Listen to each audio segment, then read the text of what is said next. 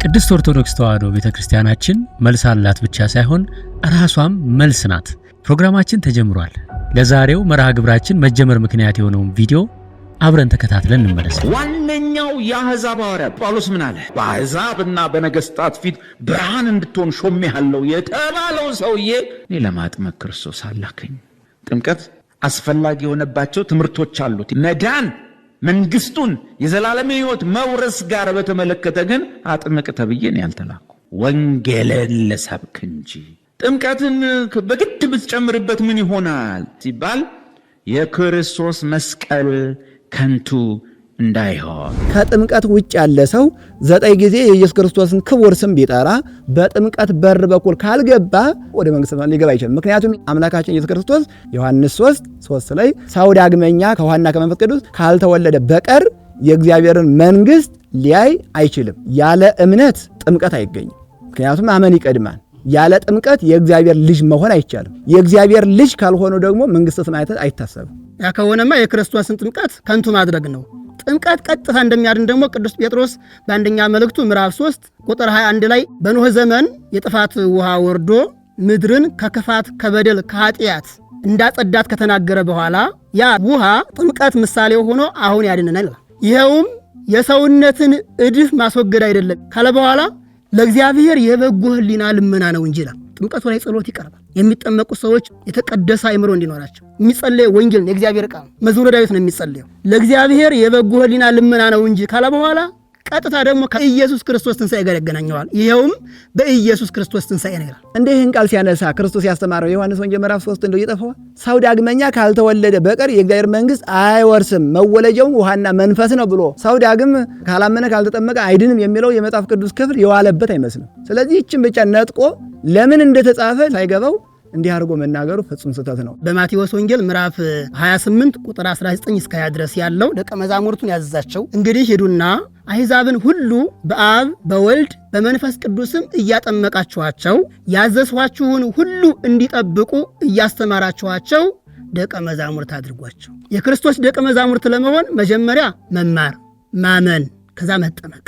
ምሁር ኦሪት የሆነው ኒቆዲሞስ የክርስቶስን ትምህርት ሰምቶ ለመረዳት በሌሊት ወደ ክርስቶስ አምላካችን በመጣ ጊዜ ክርስቶስ አምላካችን ቀጥታ ወደ ብሉይ ኪዳን አይደለም የወሰደው፣ ወደ አዲስ ኪዳን ድህነት በር መግቢያ ወደ ሆነው ቀጥታ ሚስጥረ ጥምቀትን ያስተማረው። መምህር ሆይ ይህ አንተ የምታደርጋቸውን ታምራትና አንተ የምታስተምረውን ትምህርት እግዚአብሔር ከሱ ጋር ካልሆነ በስተቀር ማንም እንደማያደርገው እናውቃለን እያለ እንደው ተራ ነብይ መስሎት ይህንን ሲል ክርስቶስ አምላካችን እውነት እውነት እልሃለሁ ሰው ዳግመኛ ካልተወለደ በቀር ወደ እግዚአብሔር መንግሥት ሊገባ አይችልም። በዚህን ጊዜ ኒቆዲሞስ ሰው እንዴት ካረጀ ከሸመገለ በኋላ ወደ እናቱ ማኅፀን ገብቶ እንዴት መወለድ ይችላል ብሎ ይሄ ሚስጥረ ጥምቀት ከበደው። በዚህን ጊዜ ክርስቶስ አምላካችን መወለድክን ነግሬማ መወለጃውን ሳልነግርህ አላልፍም ብሎ ዘይተወልደ ዳግመ እማይ ወእም መንፈስ ቅዱስ ኢይክል በዊአ ውስተ መንግሥተ እግዚአብሔር፣ ሰው ዳግመኛ ከውሃና ከመንፈስ ካልተወለደ በቀር ወደ እግዚአብሔር መንግሥት ሊገባ አይችልም። እስመ ዘተወልደ እምሥጋ ሥጋ ውእቱ፣ ከሥጋ የተወለደ ሥጋ ነውና ከመንፈስም የተወለደ መንፈስ ነውና፣ ስለዚህ ዳግም ትወለዳላችሁ ስላልኩ አታድነቅ፣ መወለጃው ውሃና አብራ ከመንፈስ ቅዱስ ነው ብሎ ክርስቶስ አምላካችን በማያሻማ ቃል ለኒቆዲሞስ አስተምሮታል። ጥምቀት የኃጢአት ስርየትን ያሰጣል። የሐዋርያት ሥራ ምዕራፍ 2 ቁጥር 37 ጀምሮ እስከ 39 ድረስ ሐዋርያው ቅዱስ ጴጥሮስ በበዓለ 50 ቤተ ክርስቲያን ከመንፈስ ቅዱስ በተወለደችበት ዕለት በሰበከው ስብከት ከዚያ የነበሩ ሰዎች ወተከስተ ልቦሙ ልቡናቸው ተነካ። ቅዱስ ጴጥሮስንና ሐዋርያትን እንዲህ አሏቸው፣ ወንድሞቻችን ሆይ ምን እናድርግ?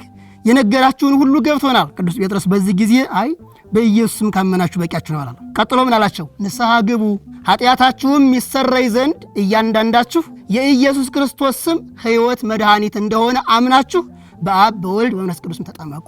ከክርስቶስ እግር ስር ቁጭ ብሎ የተማረ ሐዋርያን የነገረ እና ይቀጥልና ምን ይላል? ወትነስው ጸጋሁ ለመንፈስ ቅዱስ፣ የኃጢአት ስርየት ብቻ አይደለም የመንፈስ ቅዱስን ስጦታ ሁሉ ትቀበላላችሁ ይላል። በምን? በጥምቀት። ጥምቀት ከክርስቶስ የማዳን ሥራ የተለየ ነው ብላ ቤተክርስቲያኒቱ አታስተምር፣ መጽሐፍ ቅዱስም አያስተምር። ክርስቶስ ቀራንዮ ላይ የከፈለልንን የቤዛነት ሥራ የምናገኘው በጥምቀት አማካኝነት ነው። ይህንን ቅዱስ ጳውሎስ በሮሜ መልእክቱ ምዕራፍ 6 ከቁጥር 3 እስከ 5 ድረስ ከክርስቶስ ኢየሱስ ጋር አንድ ለመሆን የተጠመቅን ሁላችን ከሞቱ ጋር አንድ ለመሆን እንደተጠመቅን አታውቁምን ይላል። እንደዚህ ካለ በኋላ ምን ይላል? ክርስቶስ በአብ ክብር ከሙታን እንደተነሳ እንዲሁ ደግሞ እኛ በአዲስ ሕይወት እንድንመላለስ ከሞቱ ጋር አንድ እንሆን ዘንድ በጥምቀት ከእርሱ ጋር ተቀበርን ይላል። ስለዚህ ወደ መጠመቂያው ውሃ ስንገባ ክርስቶስ እንደተቀበረ ሙስና መቃብርን እንዳጠፋ እየመሰከር ነው። ስንወጣ ደግሞ ክርስቶስ ሙስና መቃብርን አጥፍቶ ሞትን አጥፍቶ መበስበስ ካሁን በኋላ ቀረላችሁ ብሎ ብርሃነ መለኮቱን ገልጾ ትንሣኤውን አውጆ እንደተነሳ መመስከራችን። ከክርስቶስ ጋር አንድ መሆን ማለት እኮ መዳን ማለት ነው። አንድ ሰው ክርስቶስ ጋር አንድ ሳይሆን የዘላለም ሕይወት ሊያገኝ አይችልም። ስለዚህ ቀጥታ ያገናኘው ጥምቀትን ከክርስቶስ ጋር ህብረት የምናገኘው ክርስቶስን የምንለብሰው ክርስቶስን የምንዋሃደው በጥምቀት ነው እያለ ነው። ከዚህ ውጭ ድነት አለ እንዴ? መጽሐፍ ቅዱስ የሚያስተምረው ነው። ቀራንዮ ላይ ክርስቶስ ለሁሉም ነው ድነቱን የሰጠው። መርገሙ የተወገደ ለሁሉም ነው። ግን ሰው ከመርገም ነፃ እንዲሆን ክርስቶስ ቀራንዮ ላይ የከፈለው የቤዛነት ሥራ የራሱ እንዲሆን ሰውየው ፈቃደኛ ሆኖ ማመን አለበት። ከማመን ቀጥሎ ደግሞ መጠመቅ አለበት። ክርስቶስ እንደው አንድ ጊዜ ቀራንዮ ላይ ዋጋ ከፍያለሁና ካሁን በኋላ ማንም አይጠይቃችሁም አላለም። ያመነ የተጠመቀ ነው እያለ ማመን መጠመቅ ደግሞ የሰው ድርሻ ነው። በትንቢተ ሕዝቅኤል ምዕራፍ 36 ላይ ስንመለከት ወእነዛሐክሙ በማይ ቅዱስ ከመ ትንጹሑ እምርኩስክሙ ከርኩሰታችሁ ከኃጢአታችሁ ትነጹ ዘንድ ንጹሕ ውሃን እረጫችኋለሁ ብሎ ትንቢትን ስለ ምስጢረ ጥምቀት ተነግሯል። እንዲሁም 150 ሊቃውንት በጸሎተ ሃይማኖት በደረሱልን ድርሰታቸው ወነአምን በአሐቲ ጥምቀት ለሰሬታ ኃጢአት ሊሰረይባት በምትደረገው በአንዲት ጥምቀት እናምናለን ብለው ነው ያስተማሩን። በዮሐንስ ወንጌል ምዕራፍ 13 ላይ ምስጢረ ጥምቀትን ለደቀ መዛሙርቱ ለሐዋርያት ሲፈጽምላቸው ክርስቶስ አምላካችን ቀረብ ብሎ የጴጥሮስን እግር ሊያጥብ ሲል ጴጥሮስ አንተ እግሬን ልታጥበኝ አይገባኝም ባለ ጊዜ አሁን እኔ ዛሬ የማደርገውን አንተ አታውቅም፣ እኔ ካላጠብኩ ከኔ ጋራ እድል ፈንታ ጽዋ ተርታ የለህም።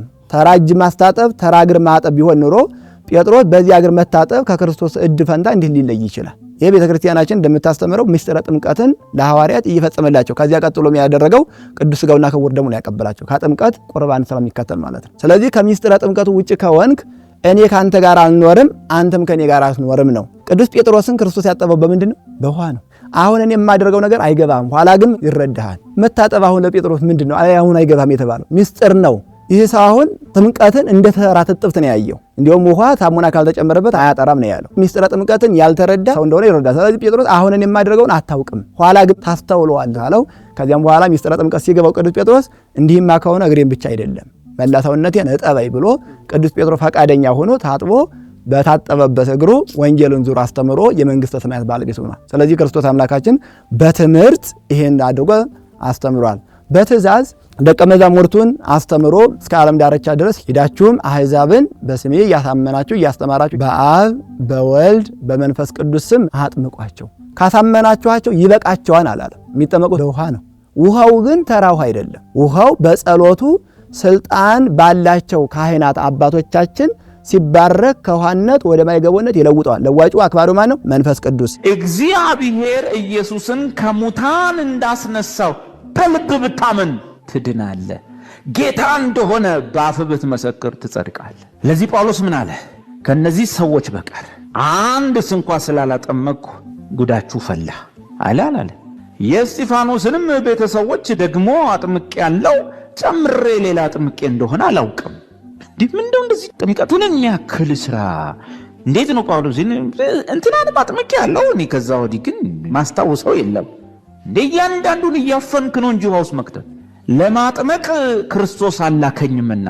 እሺ አሁን ያሉ ካልተጠመክማ የሚሉ ሰዎች በጳውሎስ ሹመት የተላኩ ናቸው? ዝም ብለው የቸርች ዶክትሪን አቀንቃኞች ናቸው። ቅዱስ ጴጥሮስ መንፈስ ቅዱስን ተቀብሎ ሲያስተምር አብረው ካመኑ ሰዎች መካከል እነዚህ የቆሮንቶስ ሰዎች ይኖሩ ነበር እና ገሚሶቹ በቅዱስ ጴጥሮስ ስብከት አምነው ተጠምቀው ቆሮንቶስ የወረዱ ሰዎች ናቸው። በኋላም ደግሞ አጵሎስ የተባለ ሐዋርያ ሄዶ አስተምሯቸው አጥምቋቸዋል። በኋላም ደግሞ ቅዱስ ጳውሎስ ወርዶ አስተምሯቸዋል። እነዚህ ሰዎች ከተለያዩ መምህራን አንድ ወንጌልን ተምረዋል። ግን አዲስ ክርስቲያኖች ከመሆናቸው የተነሳ እኔ መጀመሪያ ያስተማረው የቅዱስ ጴጥሮስ ደቀ መዝሙር ነኝ እያሉ፣ ሁለተኛዎቹ ደግሞ እኔ የአጵሎስ ተማሪ ነኝ፣ ሌሎቹ ደግሞ እኔ የጳውሎስ ደቀ መዝሙር ነኝ፣ በደንብ የተረዱት ደግሞ እኔ የክርስቶስ ደቀ መዝሙር ነኝ ብለው እነዚህ ትክክል ብለዋል። ምክንያቱም ሐዋርያት አስተምረው የክርስቶስ ተከታይ ነው እንጂ የሚያደርጉት የነሱ ተከታይ አያደርጉ። እንዲህ አይነት መከፋፈል በቆሮንቶስ ምዕመናን አንድነት ገብቶ እርስ በርሳቸው ያባላቸውና ያለያያቸው ነበር። ስለዚህ ይህንን ልዩነት ለማጥፋት ቅዱስ ጳውሎስ በውኑ በጳውሎስ ስም ተጠምቃችኋልን? በውኑ ክርስቶስ ይከፈላልን? በአንድ በኢየሱስ ክርስቶስ ስም እንደተጠመቃችሁ እናንተም ያንዱ የክርስቶስ ደቀ መዛሙርት ናችሁ እንጂ የአጵሎስ የጳውሎስ የኬፋኔ ማለቱን ተው። ጳውሎስ ስለእናንተ ሙቷልን? እያለ ይህን ከሰበከላቸው በኋላ ነው የእስጢፋኖስን ቤተሰቦች አጥምቄአለሁኝ፣ የአካይቆስን ቤተሰቦች አጥምቄአለሁኝ ያለ የተናገረው ለዚህ ነው። ከዚህ ቀጥሎ ያለው ሐሳብ አለ። ለማስተማር እንጂ ለማጥመቅ አልላከኝም። ቅዱስ ጳውሎስ አላጠመቀም ማለት ነው። የእስጢፋኖስን ቤተሰብ አጥምቄአለሁ ካለ በኋላ ከነዚህ ሰዎች ጋራም አብረው የተጠመቁ ስማቸው ያልተጠቀሱ ሰዎች አሉ ማለት ነው እንጂ የመጽሐፍ ቅዱስ ሐሳብ ጥምቀት አያስፈልግም ለማለት አይደለም። ለማስተማር እንጂ ለማጥመቅ አልላከኝም ማለቱ ደግሞ ማንም ሰው ከናንተ በጳውሎስ ስም ተጠመቁ ብሎ እንዳያስብ ብሏን ሐላይ። ስለዚህ እኔ የመጣሁት በክርስቶስ ስም አስተምሬ ስታምኑ በክርስቶስ ስም ላጠምቃችሁ እንጂ በእኔ ስም አጥምቄ የእኔ ደጋፊዎች እንድትሆኑ አይደለም ብሎ ጳውሎስ ይህን ሐሳብ ለነዚህ ሰዎች ለመግለጽ እንጂ እሱ እንዳለው ጥምቀት አስፈላጊ አይደለም ለማለት ጳውሎስ የጠቀመው አይደለም ነው። እንደ ቅዱስ ጳውሎስ ስለ ጥምቀት ምን አለ? ክርስትናውን ሲቀበል ሐዋርያት ሥራ ምዕራፍ 9 እንደተጻፈው በታምራት የተጠራ የተማረከ ሰው ነው ቅዱስ ጳውሎስ። በዚያ በታምራት ሲጠራው ምን ላደርግልህ ትፈልጋለህ ብሎ ክርስቶስ አምላካችንን ጠየቀ። የምታደርገውን ይነግሩሃልና ወደ ከተማ ግባ ነው ያለው። ወደ ከተማው በገባ ጊዜ እግዚአብሔር የሚያጠምቀውን ሐዋርያ ሐናንያን አዘጋጀለት። ከዚያም በኋላ ሐናንያ እጁን ጭኖ ለ3 ቀን ከማየት ተከልክሎ የነበረውን ዓይን ካበራለት በኋላ በኢየሱስ ክርስቶስም አጠመቀው። ተነስቶም ተጠመቀ ይላል። ካጠመቀው በኋላ ወንጌል ሊያስተምር ላከው። ስለዚህ ቅዱስ ጳውሎስ በጥምቀት የሚቀልድ ሳይሆን ምስጢረ ጥምቀት የገባው ጥምቀት ከመንፈስ ቅዱስ መወለጃ ማህፀን እንደሆነ ተረድቶ ለምእመናኑ እያስተማረ እያጠመቀ እንደኖረ በገላትያ መልእክቱ ምዕራፍ 3 ቁጥር 27 ላይ በኢየሱስ ክርስቶስም የተጠመቃችሁ ሁሉ ክርስቶስን ለብሳችኋል ይላል። ስለዚህ ክርስቶስ ጋር ለመዋሃድ ክርስቶስ በእኛ እንዲያድር እኛ ከክርስቶስ ጋር እንድንኖር ጥምቀት አንደኛው የክርስትና በር ነው። ስለዚህ ቅዱስ ጳውሎስ በኤፌሶን መልእክቱም እንደዚሁ ምዕራፍ 4 ቁጥር 5 ላይ አንድ ጌታ አለ፣ አንዲት ሃይማኖት አለች ካለ በኋላ አንዲት ጥምቀት አለች ነው ያለው። ምክንያቱም በ40-80 ቀን ቢጠመቁ በ40-80 ዓመት ቢጠመቁ የሚገኘው ጸጋ መንፈስ ቅዱስ አንድ ስለሆነ አንዲት ጥምቀት፣ አንድ ጌታ፣ አንዲት ሃይማኖት አለ ብሎ ተናግሯል። ድህነትን ከጥምቀት ጥምቀትን ከድህነት ከሃይማኖት ጋር አያይዞ የሰበከን ብርሃነ ዓለም ቅዱስ ጳውሎስን እንዲህ ጥምቀትን ተራ ነገር ያደረጉ አስመስሎ ጥምቀትን ወደ ተራ ትጥብት አውርዶ ማሳየት ይህ መጽሐፍ ቅዱስ ባልዋለበት እንደዋለ የሚያስረዳ ነው። ቅዱስ ጳውሎስ ከዚህ ከክርስቶስ ሰጣቸው ተልእኮ ጋር የሚቃረን ነገር ያስተምራል። ያ ከሆነም የክርስቶስ ደቀ መዝሙር እኮ አይደለም እሱ። ቅዱስ ጳውሎስ እንደዛ ያለበት ሳይማር ሰው አይጠመቅም። ከማጥመቅ ደግሞ ትልቅ ዋጋ የሚያስከፍለው ያላመኑት ማሳመን እንጂ ቅዱስ ጳውሎስ ካስተማረ ካሳመነ በኋላ ምን እናድርግ ሲሉ ማንኛውም ካህን ያጠምቅ ይችላል። ስለዚህ ቅድሚያ የሚሰጠው ለማስተማርና ለማሳመን እንደሆነ ለማሳየት ነው። ለዘላለም ኃጢአት በእኔ ላይ የለም። የባለፈው ኃጢአቴ፣ የዛሬው ኃጢአቴ፣ የነገው ኃጢአቴ፣ በደል መተላለፌ ሁሉ በአንድ መስዋዕት ተወገደች። ኃጢአት የለብኝም ብትሉ ትስታላችሁ ነው ያለው ቅዱስ ያዕቆብ በመልእክቱ። እውነት ነው፣ በክርስቶስ ቤዛነት ድነናል። አዎ ምንም ጥርጥር የለውም። የዚያ ድነት ተሳታፊ ለመሆን ግን በበሩ መግባት ያስፈልጋል። ጥምቀት ማግኘት ያስፈልጋል። በጥምቀት በቅዱስ ሥጋው በክቡር ደሙ መታተም ይጠይቃል። ያለዚያ ግን የኃጢአት ባርነቱ ያልገባው ሰው ነው ማለት ነው። ኩሉ ዘይገብራ ለኃጢአት ገብራ ውእቱ ለኃጢአት። ኃጢአትን አስቦ የሚሰራት ሁሉ የኃጢአት ተገዥ ነው። የኃጢአት ባርነቱ ደግሞ ካልገባው ነፃ ሊወጣ ይችላል። ስለዚህ ኃጢአት የለብኝም ብሎ ያስባል። ንጹሐንን ብትሉ አለማወቃችሁ የተነሳ ተስታላችሁ ነው። እንዲሁ ሐዋርያት ምን አሉ? ፍቁረ እግዚእ የሆነው ከጌታ ጎን ተቀምጦ ክርስቶስ ከዋለበት ውሎ ካደረበት አድሮ የተማረው ከመስቀል ስር እመቤታችን ድንግል ማርያም ባደራነት የተቀበለው የጌታችን የአምላካችን ኢየሱስ ክርስቶስ ወዳጅ ተብሎ የተጠራው አዲ ኢተአምረ ለነ ከመ ምንተንከውን ገና ምን እንደምንሆን አልታወቀም። ኑ ሀቤ ኑ ወደኔ ይለን ሆሮ ምን ይለን አላወቅንም። ምክንያቱም ሰው እድሜ ልኩን ቢጋደል አካሉን እንኳን አሳልፎ ለእሳት ቢሰጥ እንኳን ያለ እግዚአብሔር ቸርነት ያለ ሚስጥራቱ መፈጸም በራሱ ትሩፋት መንግስተ ሰማያት አይታሰብም። ስለዚህ ቅዱስ ጳውሎስ ምን አለ? እኛ ሰራን፣ ወጣን፣ ወረድን፣ ወንጌልን ሰበክ እንላለን፣ ግን አላውቅም ቢል ምን እናውቃለን? ቅዱሳት የእግዚአብሔርን ቁርጥ ፍርድ ሳይሰሙ አይመኩ። ሰይጣን አንድን አባት ሊፈትናቸው ፈልጎ ከአባታቸው ሰው መስሎ ቀረባለና አባ አላቸው። አቤት ሲሉ እንደው ክርስቶስ ሲመጣ ፍየሎችን በግራው በጎችን በቀኙ ያቆማል ይባላል። ስለዚህ ፍየሎቹ እነማን ናቸው? በጎቹ እነማን ናቸው ብሎ ጠይቃቸው። በትዕቢት ሊጥላቸው ነው። በዚህን ጊዜ እነ አባት ነቅተው በጎቹ የተባሉትን እርሱ ያውቃቸዋል፣ ከፍየሎቹ ግን አንዱን የሳልሆን አልቀርም ብለው በትሕትናቸው አሸንፈውታል። ያን ጊዜ ሰይጣኑ እንደ ጤስ ተኖ እንደተበኖ ተሸንፎ ሄዷል። እነ አብርሃም ብናይ እኔ አመድ ነኝ ያሉ፣ እነ ቅዱስ ጳውሎስን ብናይ እንደው ሐዋርያው ተብዬ ልጠራ እንኳን የማይገባኝ፣ እነ ቅዱስ ዮሐንስ በዚህ ስም ልጠራበት የማይገባኝ አዎ ዮሐንስ እኔ ነኝ እያሉ ራሳቸውን ዝቅ እያደረጉ ይሄ ነው የቅዱሳን መገለጫ እንጂ እኔ ምንም ኃጢአት የለብኝ ንጹሕ ባሕሪ ነኝ ማለት ቀጥታ ከወንጌል ቃል ጋር የሚጣላል። እንደ በእነሱ ቤት እኮ ክርስቶስ የተጠመቀው ራሱን ከምዕመናን ለመቁጠር ነው የተጠመቀው ይላሉ። ለነሱ ጥምቀት አንድ ሰው ወደ ድርጅት ሲገባ የመታወቂያ ካርድ እንደሚሰጠው የክርስትና አባል ለመሆን የሚቆጠር እንጂ ጥምቀት ከድህነት ጋር ምንም ግንኙነት የለም ብለው የሚያስቡ ናቸው። የክርስቶስ ጥምቀት እንኳን ከንቱ የሚያደርጉ ዲያብሎስ ማደሪያውን እየቀያየረ ምስጢራትን ያበላሻል። ቀድሞ አዳም አባታችን የዋና እናታችን በእባብ ገላ ላይ ተሰውሮ ሄዶ ዕፀ በለስን በልተው ከእግዚአብሔር አንድነት እንዲለዩ አድርጓቸዋል። ሊጠቅማቸው ካሰበ ዕፀ ሕይወትን ባበላቸው እንዲጠቀሙ አይፈልግም። ዕፀ በለስም ዕፀ ሕይወትም በአንድ ገነት ቦታ ነው ያሉት፣ ግን ከሕይወቷ ዕፀ በለሷ መርጦ ነው ያበላቸው። ይህም ሰው ያመነ የተጠመቀ ይድናል፣ ሰው ዳግመኛ ከዋና ከመንፈስ ቅዱስ ካልተወለደ በቀር አይድንም የሚለውን የእግዚአብሔርን ቃል ትቶ ዕፀ ሕይወትን ለሱ ለመሰለው ዕፀ በለስን ቆርጦ ለማብላት ይሄው እንትን ይላል። በጌታ ያልሆነ ወንጌልን ሰብከዋለን፣ ያምናል። ሲያምን ደግሞ ስሙን እየጠራ እኛ ጠማቂዎቹ ደግሞ በቅድስት ሥላሴ ስም እናጠምቀዋለን። ተጠማቂው ደግሞ የኢየሱስን ስም እየጠራ ይጠመቃል።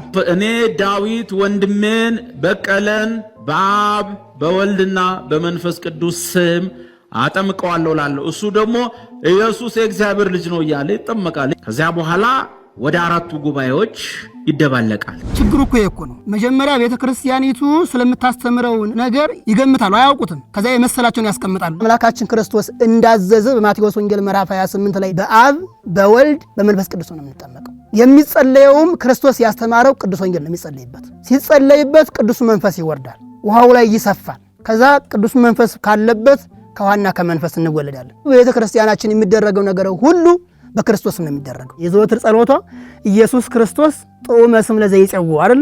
ኢየሱስ ክርስቶስ የሚለው ስም በእምነት ለሚጠራው ጣፋጭ፣ ኢየሱስ ክርስቶስ ህብስተ ሕይወት ለዘይበለው፣ ኢየሱስ ክርስቶስ ለሚመገበው የሕይወት ምግብ ነው። ኢየሱስ ክርስቶስ ጽዋዐ መድኃኒት ለዘይሰትዮ፣ ኢየሱስ ክርስቶስ ለሚጠጣው የሕይወት መጠጥ ነው። የቤተ ክርስቲያን አስተምህሮዋ ሁልጊዜ የዘወትር ጸሎቷ ነው። ቅዳሴው በኢየሱስ ክርስቶስ ስም ነው። ሰዓታቱ በኢየሱስ ክርስቶስ ስም ነው። ማህሌቱ በኢየሱስ ክርስቶስ ስም ነው። ስብከቱ በኢየሱስ ክርስቶስ ስም ነው። ክርስትና የምንነሳው በክርስቶስ ስም ነው። ጋብቻችን በክርስቶስ ስም ነው። መንፈሳዊ ሹመታችን በክርስቶስ ስም ነው። በክርስቶስ ስም ያልሆነ ምን አለ ቤተ ክርስቲያን? እያንዳንዱ ነገር ምስጢራቱ የሚፈጸሙት በኢየሱስ ክርስቶስ ስም ነው። የሚፈጽማቸውም ክርስቶስ ነው። እነ ዳዊት እነ በቀለ እንዲጠመቁ አንተ እንድታጠምቅ ማን ስልጣኑ የሰጠህ? ቀጥታ ከጴጥሮስ የጴጥሮስ ከክርስቶስ የሚገናኝ የክህነት የዘር ሐረግ ያላት ነው ቤተ ክርስቲያናችን። ክርስቶስ አምላካችን ለቅዱሳን አባቶቻችን ሐዋርያት ያሰራችሁ የታሰረ ይሆናል፣ የፈታችሁት የፈታ ይሆናል ብሎ ስልጣነ ክህነቱን ሰጥቷል። የዮሐንስ ወንጌል ላይ ምዕራፍ 20 ላይ ሲገልጽ ይሄንንም እናንተ ኃጢአታቸውን ይቅር ያላችኋቸው ኃጢአታቸው ይቅር ይባልላቸዋል፣ እናንተ ኃጢአታቸውን የያዛችሁባቸው ኃጢአታቸው ይያዝባቸዋል ብሎ ማሰር መፍታቱ ኃጢአት እንደሆነ ገልጾናል። ማንም ሰው ተነስቶ ከመሬት ላይ መሾምም አይችልም። ለዚያ እኮ ነው ከእናንተ መካከል ማንም ተነስቶ በቁመቱ ልክ ስንዝር ሙሉ መጨመር አይችልም ይላል። ማንም ከመሬት ተነስቶ ነብይነትን ማንም ከመሬት ተነስቶ ክህነትን ገንዘብ ላይ ያደርግ አይችልም። ስለዚህ አባቶቻችን ስልጣነ ክህነት ከክርስቶስ የተገኘ እንጂ እንደሱ ከመሬት ተነስቶ እኔ ካህን ነኝ አንተ ያጠምቃለሁ የሚል ሐሳብ የለም። የአንደኛው የሁለተኛው የሶስተኛው የአራተኛው ዓለም አቀፍ ጉባኤ አባል ትሆናላችሁ ይላል። በጣም የሚያስገርም ነው። እኛ የዚህ አባል ለመሆን አይደለም ሶስቱን ዓለም አቀፍ ጉባኤ አስተምሯቸውን እናምናለን፣ በታሪክ እንቀበላለን። ግን የምንጠመቀው የዚህ አባል ለመሆን ብቻ አይደለም። የነቢያት፣ የሐዋርያት፣ የቅዱሳን መላእክት፣ የቅዱሳን ጻድቃን፣ የሰማዕታቱ ህብረት ወዳለበት ነው የምንገባው ማለት ነው። ወደዚህ ቅዱስ ህብረት የምንቀላቀልበት ነው ጥምቀት። ቅዱስ ጳውሎስ የኤፌሶንን ክርስቲያኖች በኤፌሶን መልእክቱ ምዕራፍ 2 ቁጥር 19 ጀምሮ እምይእዜሰ ይኮንክሙ ነገደ ወፈላሲ፣ ካመናችሁ ከተጠመቃችሁ በኋላ ለክርስትና እንግዳና መጻተኞች አይደላችሁም። አላ ሰብአ ሀገሪቶሙ ለቅዱሳን ወሰብአ ቤቱ ለእግዚአብሔር፣ ከቅዱሳኑ ጋራ ባላገር ናችሁ፣ ከቅዱሳኑ ጋራ ባለርስት ናችሁ፣ የመንግስተ ሰማያት ባለቤቶች ናችሁ፣ እንደዚሁም ደግሞ የእግዚአብሔር ቤተሰቦች ናቸዋል። በዚህ መልኩ ስናምን ስንጠመቅ ወደዚህ ቅዱስ ህብረት ገብተናልና ኦርቶዶክሳውያን ክርስቲያኖች የዚህ ህብረት አባል ናቸው። እግዚአብሔር አባት የሆነላቸው እኛን ደግሞ ከፈጠረው ፍጥረት ሁሉ ልጆች ብሎ የሚጠራን በጥምቀት አማካኝነት ነው ማለት ነው። በተለይ ሃይማኖተኛው ዓለም ውሃ በጣም ይወዳል።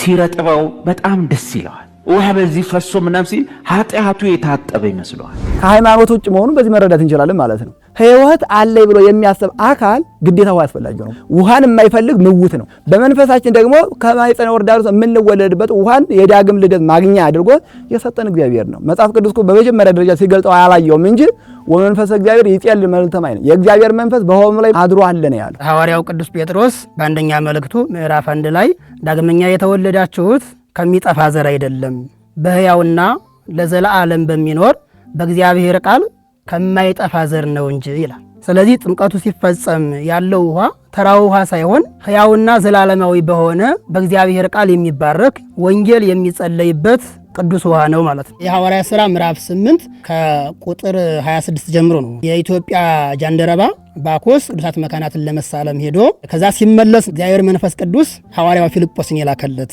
እሁድ ተደወለ ለዚህ ሰረገላ ይህን ሰረገላ ተከተለው ብሎ በጋዛ በኩል የሚሄደውን ሰረገላ ተከትሎ ሲሄድ ጃንደረባውን አገኘውና ጃንደረባው መጽሐፈ ኢሳይያስን ስለ ክርስቶስ የተነገረውን ደረቅ አዲስ የሚባለውን እያነበበ ነበር የነበረውና ጠጋለና የምታነበውን ታስተውለዋለህ ትረዳዋለህን ሲለው አይ የሚያስተምረኝ የሚመራይ ሳይኖር እንዴት እረዳዋለሁ አለው። ከዚህ በኋላ ጃንደረባው ጠየቀው ነብዩ ይህን የሚናገረው ስለማን ነው? ስለ ራሱ ነውን ወይስ ስለሌላ ነው? ከመጽሐፈ ኢሳይያስ ጀምሮ ስለ ክርስቶስ የተነገረውን ሁሉ ተረጎመለት።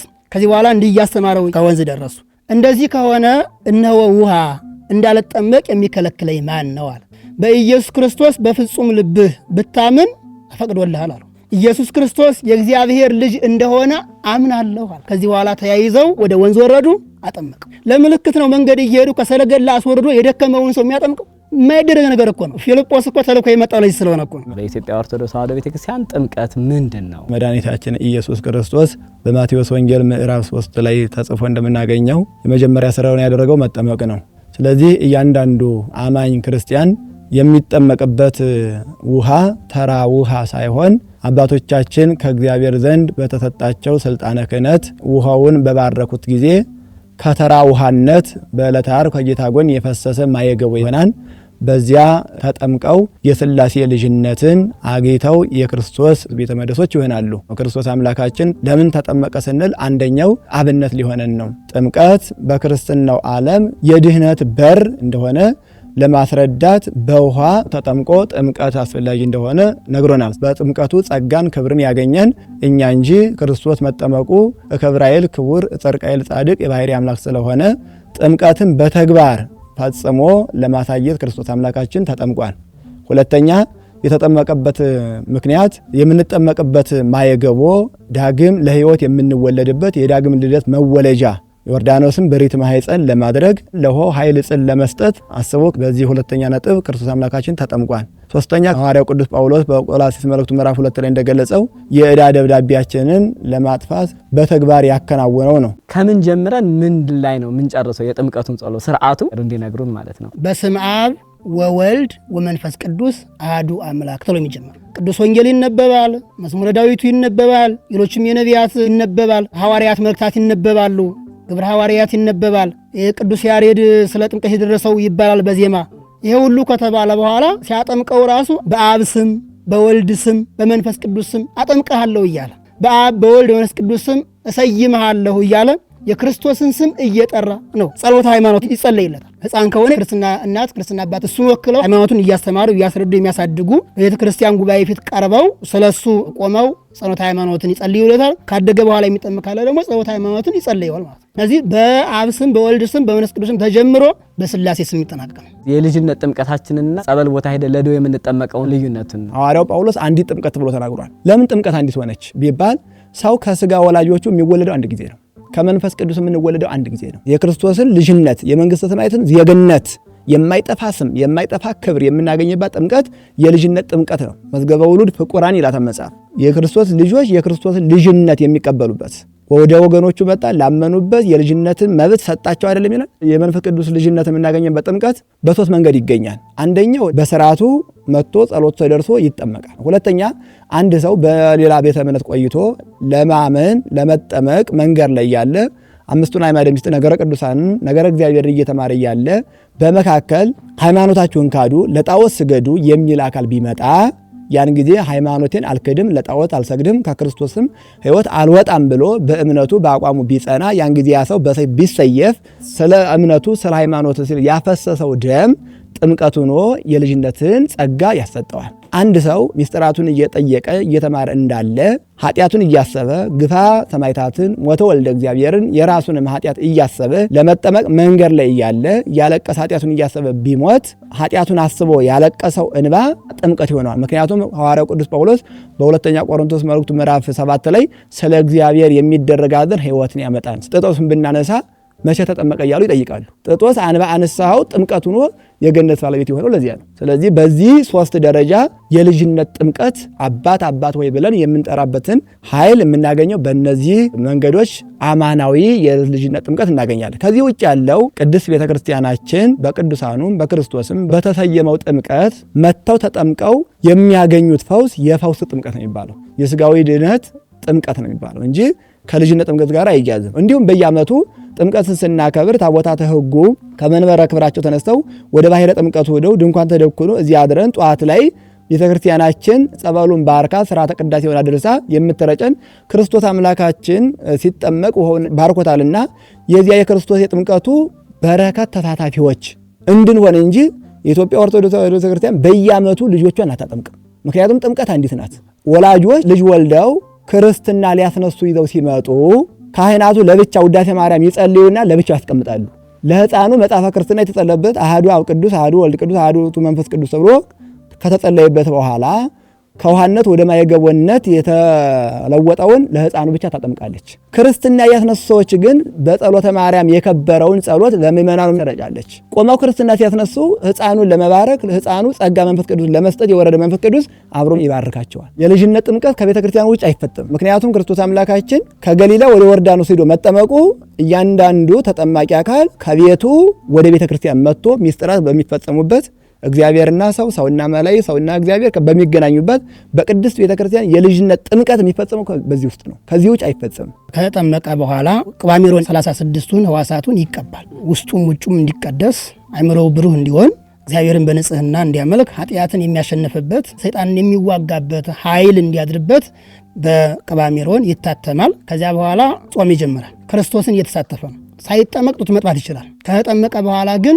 ስጋ ወደሙ እስከሚቀበል ድረስ ጡት አይጠባም። ያ ምንድነው? አምላካችን ክርስቶስ ዮርዳኖስ ላይ ተጠምቆ ዕለቱን ገዳመ ቆሮንቶስ ገብቶ ጾምን እንደጾመልን ማሳያ። ቅዱስ ጳውሎስ ወደ ቲቶ በላከው መልእክቱ ምዕራፍ 3 ቁጥር 5 ላይ እንደ ምሕረቱ መጠን ለአዲስ ልደት በሚሆን መታጠብና በመንፈስ ቅዱስ በመታደስ አዳነን ይላል። ጥምቀት ጸጋ ነው። እግዚአብሔር እንደ ቸርነቱ የሰጠን አዲስ ልደትን የሚያሰጥ መታጠብ ካለ በኋላ በመንፈስ ቅዱስ በመታደስ አዳነን ብሎ በጥምቀት ድነት እንደሚገኝ የተናገረበት ነው። ክርስቶስ እኮ አይደለም በውሃ ማዳን ይቅርና ሕይወት ያላቸውን ፍጥረታት እኮ ከውሃ አስገኝቷል። ሕይወት ያላቸውን ፍጥረታት ሕይወት ከሌላት ምድር አስገኝቷል። ዓለምን ሲፈጥር አምላካችን እግዚአብሔር ኦሪት ዘፍጥረት ምዕራፍ 1 ቁጥር 20 ላይ ወይቤ እግዚአብሔር ለታውፅእ ማይ ዘይታወስ ዘቦ መንፈሰ ሕይወት ወአዕዋፈ ዘይሰርር መልዕልተ ምድር ወመትተ ሰማይ ወኮነ ከማሁ። እግዚአብሔር አለ ባሕርን የሚንቀሳቀሱ ፍጥረታትን፣ በባህር ውስጥ የሚኖሩ ሕይወት ያላቸው ፍጥረታትን፣ በሰማይ የሚበሩ አዕዋፋትን ታስገኝ ብሎ በሕያው ቃሉ ተናገረ። እንደተናገረውም ባሕር ሕይወት ያላቸው ፍጥረታት አስገኘች። እግዚአብሔር ሲናገር ምንም ይሆናል።